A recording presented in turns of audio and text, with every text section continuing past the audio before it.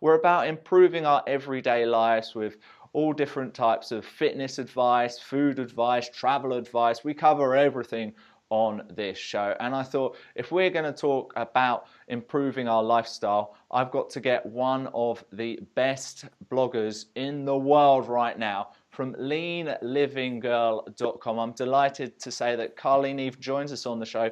Good morning, Carly. Thank you for joining us. How are you doing this morning? Hi, Richard. Yeah, I'm very well, thanks. How are you? Yeah, I'm very good. So, leanlivinggirl.com, tell us all about that to begin with. So Lean Living Girl is a blog, sort of concentrated on fitness and health, and it started about 2 years ago now. So when I moved to Dubai, I kind of saw that blogging was a thing. I was never really enlightened to it before, and yeah, I started Lean Living Girl to get some positive messages across. So, just explain to us what a lean living lifestyle is like. Right. So I think why I started the blog is because I saw so many things and blogs coming out at the time, all about kind of healthy living, but they were very extreme. And I have nothing wrong with veganism. I think it's fantastic if that's kind of the lifestyle you want to live. But it was very extreme, and I'm a firm believer in the fact that you can be healthy and still have the odd treat and have a bit of balance. So I just wanted to kind of show people how to do that and show them how the balance could be achieved. So, I've been going gluten free. What do you think about me doing that?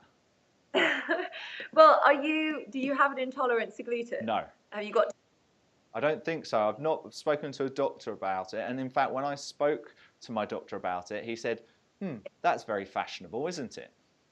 Well, this is the thing, like gluten-free came about because people had an intolerance to gluten. So common symptoms are kind of bloating or, you just kind of bad stomach, really. And people started to go gluten-free, but then it became something that was healthier, but it's not healthier. In fact, a lot of products that are gluten-free actually contain more sugar. So if you look at bread as an example, they kind of put sugar in it to make it taste more like bread with gluten. So if you're not gluten free, I would say, why are you doing it? Well, I did it because I did a fitness regime. I did a 21-day challenge Okay. last June, July, and I worked out every single day, and I went gluten free, and I didn't drink alcohol, and I dropped 10 kilos. So that's why I really appreciate the benefits. But I'll be honest, it's hard to keep that lifestyle all the time. It's Yeah. hard to keep it for a whole week. So very often I'm splurging at the weekends. So in some ways, I'm binging at the weekends, not only kind of with drink and alcohol, but also with food. What are your thoughts on that? Is that something that's allowed, or with this lean living lifestyle, is it, look, you can have a glass of wine with dinner, you can eat the cake at dinner? What are your thoughts on all of that?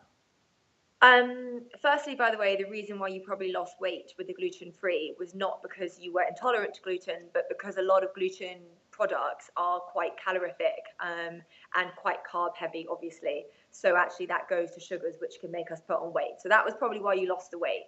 Um, in terms of sort of when to binge, when not to binge, I definitely take the approach, as I said, of balance. So it's not that I kind of solidly have a glass of wine a night and then stop at one glass. I could share a bottle of wine with my husband over dinner one night, but it wouldn't strictly be a weekend night. It could be a Wednesday night. It's just, but the next day I'll get up, go to the gym, and have a really healthy day. So I think diet is such a negative word, and we base it so much around restriction, and we none of us like it. It's such negative meaning to it. So having the balance means that you get that healthy approach, but you don't mind having those kind of odd little bits of naughtiness. Binging, however, is not good because all you're doing is you are taking your body, without getting too scientific, you're taking your body through like a massive sugar spike, and you're just going to put on loads of weight on those few days and then maybe burn them off the 5 days you're healthy. So it's better to do it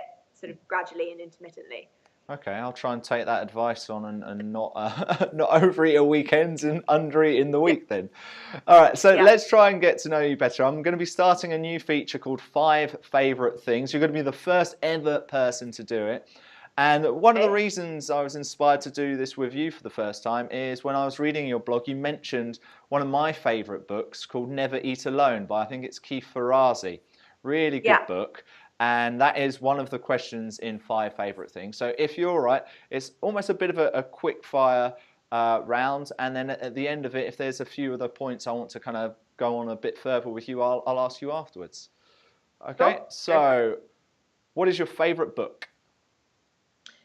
I'm actually going to say Tony Robbins, and I said it was Unleash the Power Within. It was one of the first kind of motivational books that I read, and it really changed my way of thinking. Great. Favourite song? It must be my wedding song. Ed Sheeran. Oh, it wasn't Let Me Love You. It was his one where he was dancing with a ballet person in his recent video. I actually don't know the name of the song, but one of Ed Sheeran's big hits last year. Photograph? That's got to be a wedding shot. Walking down the aisle after I got married. Okay. No, I meant, was it the song Photograph by Ed Sheeran? That's not on the list. No, it wasn't Photograph. It wasn't Photograph. Okay, we're just getting here. Okay, favourite city?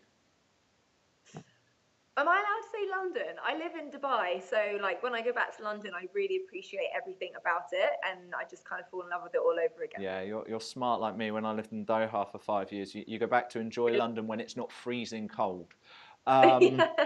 Favourite film? I love Wimbledon. Actually, that's one of my favourite films. I love it. Well, actually, I was one of the extras on that movie Wimbledon, but then they cut me out. How dare they? Oh, couldn't believe it. Down on Brighton seafront. Tim Elliott's getting involved on the Facebook page. He's wondering whether the Ed Sheeran song is Thinking Out Loud. Yeah, that's the one. There we go. Spot on, Tim. Yeah. Thanks for getting involved. Periscope people, come on and join the conversation as well. And number 5 of your 5 favourite things, favourite food. Naughty food, I would say a cheese board, like a killer cheese board, just is my ideal any day. Okay, fantastic. So your 5 favourite things there. Interesting about Tony Robbins, I've bought one of his books, but I haven't read it yet, mainly because it's just so big. Yeah, they're quite hefty. Yeah. His books aren't small. I've listened to a few of his podcasts, and yeah, he goes into quite a lot of detail. He's not one who can surmise things quite succinctly, but yeah, definitely great learning there. Well, it's been really good to learn all of this about you. So, City, talking about travel, on this show, we do a lot of travel, and you mentioned London, you mentioned Dubai. Do you have a top travel tip? I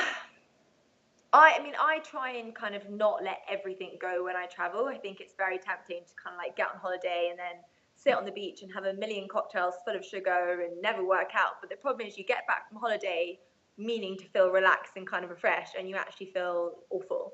So I try and incorporate 1 or 2 workouts during the week, like nothing's, heavy, but a casual run along the beach, and, not try and drink every single day to massive amounts. But I do let go, like it's holiday and you do have to relax a little bit. Do you have a go-to workout when you're in somewhere where you can't go to the gym?